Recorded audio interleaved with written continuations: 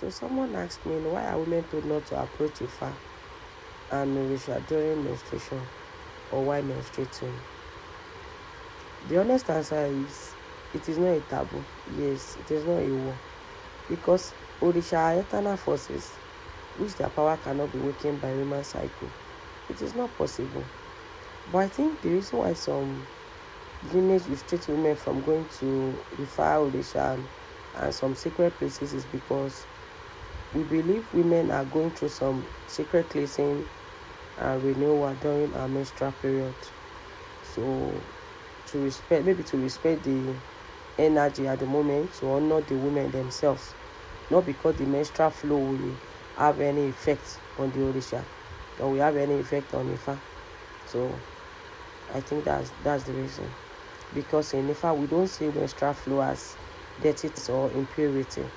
So it is not a taboo. I think it has to do with different lineage. So but I would advise that you should abide your lineage, culture, traditions. But it is not a taboo.